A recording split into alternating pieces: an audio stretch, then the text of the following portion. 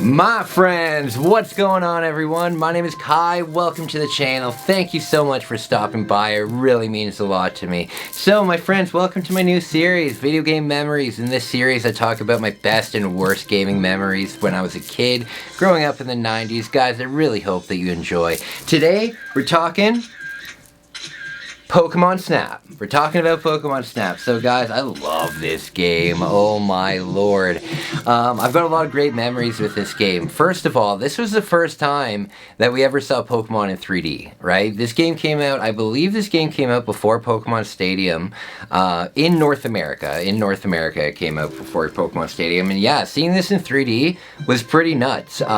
This was definitely a game that my mom bought for the daycare so everybody could play it, because it is one of those games where it's very easy to take turns, you know? It's very easy to take turns, it's very casual, one person can go, then the next, and it was really good for multiplayer. I really enjoyed it. But one thing that I thought was so cool about this game was you could actually print the pictures that you take. So, if you had a Game Boy camera, I believe that you could do it, but more commonly, at our Blockbuster, there was a kiosk. It looked like this, and you could go and you could print your game pictures, and that was just like the coolest thing ever. I remember the Blockbuster was not too far away from my house. It was relatively close. So when I was young, I was allowed to walk to it, right? So I walked down, and yeah, I would get my pictures, and I had a little photo book that I got from the dollar store, and I would keep them all in there. And people from my school actually also did the same thing. We all had these little photo books with these, and the photos were only like maybe an inch by like a quarter, 3/4 of an inch tall. They were very small, you know, but we all had them, and it was pretty cool. I love this game. A lot of my memories from this game are from the daycare and just passing it around, finding the secrets. For me, the big secret when I was a kid was finding the Porygons in the jungle level, finding the Zapdos I think it was in the cave. That stuff's good. We found a lot of cool stuff. We were able to beat this game as a team, and it really felt like the first game that like we collectively beat, you know, because you can't really beat a racing game. You just sit around with your friends and play racing, right? You can't really beat Mario Party because it's just part of the game, right?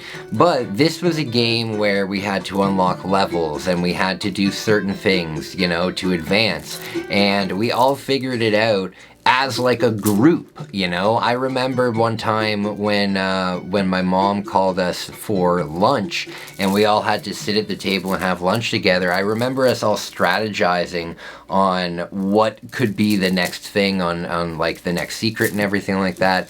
So those memories are very fond to me. But then when I went to Japan, again, the Pokemon games are very inexpensive in Japan, and I saw this, and I think I picked this up for $3, like super cheap. Side note, if you are a fan of the Nintendo 64 and you collect for the Nintendo 64, buy Japanese games. There's so many games that don't require English, or there's so many games that we collectively have played so many times that we don't need to understand the English, you know? I can set up a Mario Party game no problem because I've done it a million times, right? So, all of the Nintendo games are very cheap in Japan.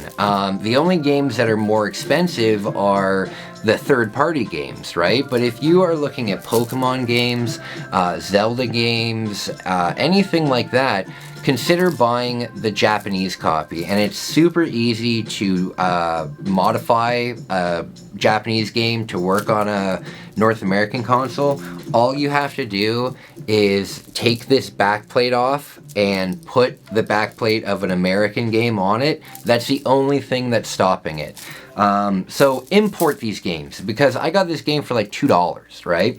But a lot of my newer memories of this game come from my Japan trips and seeing them around. A boxed copy of this comes with a roll of film that you would use in your Game Boy printer to print the photos in here. Unfortunately, I bought the loose copy before I saw the box copy, and I decided not to buy it, but still a very cool piece of gaming history. It's really cool. In Japan, the N64 games are very different. They come in big boxes, sometimes they come with accessories. Really cool. Just FYI, buy Japanese games. But a lot of my memories now come from you guys. They come from you guys.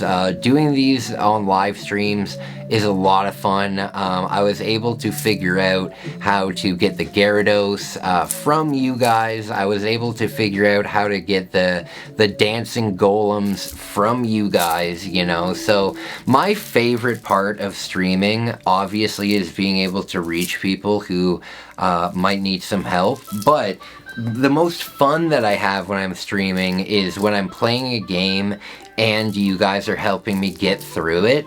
I love it. It's so much fun, and this was a perfect game to play with you guys, you know. It really meant a lot to me. So I just want to say thank you from the bottom of my heart for making those memories so wonderful, you know. I really appreciate it.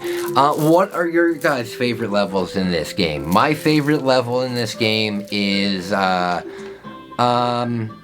say the jungle. I like the jungle. I like the idea of the flying shelters and the Porygons and Vileplume and stuff.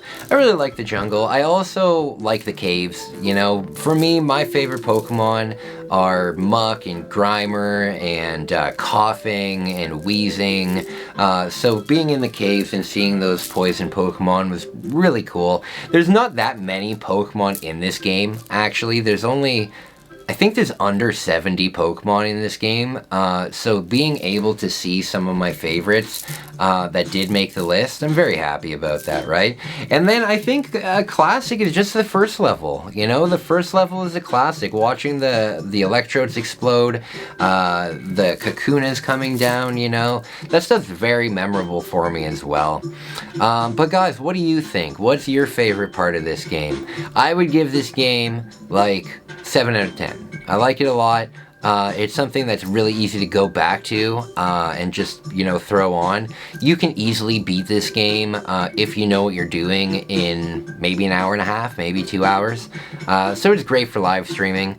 But yeah, what do you guys think? Guys, thank you so much for watching my video. It really means the world to me. Thank you so much. I'm gonna plug my merch for a second. Guys, consider buying some merch. What I'm doing on my channel is something amazing. In about a year, I'm going to be biking across Japan. I've been in the gym now for almost 6 months. I'm feeling good. I'm getting prepared. I'm going to bike across Japan for charity. I'm going to be starting in Hokkaido and going all the way down to Okinawa. It's going to be amazing. What I'm doing, any money that I get from YouTube, whether it's from AdSense or from donations or from anything like that, I am going to be putting towards my bicycle. So same with my merch. So any money, basically any money that I make from my YouTube channel or my merch company, it's all going towards buying a bicycle. I'm going to use that bicycle to bike across Japan and raise awareness for men's mental health. At the end of that bike ride, I'm going to sell the bike and then donate all of the money that I make from that sale of the bike to the local shelter in my town. And I think that'll be amazing. I think that'll be really cool. I'm always transparent about the amount of money I make on the channel, and I want to let you guys know it's going to a great place. So if you would like to be a part of that, if you'd like to support that in any way, consider buying some merch or sending a super thanks. Anything like that really helps. Guys, I will talk to you soon. I hope that you're enjoying this series. Now we're going to be talking about some bad memories that I have. So in the next couple videos, we're going to be talking about some of the biggest disappointments that I've seen in gaming. Guys, I hope you enjoyed that. Thank you so much. Bye.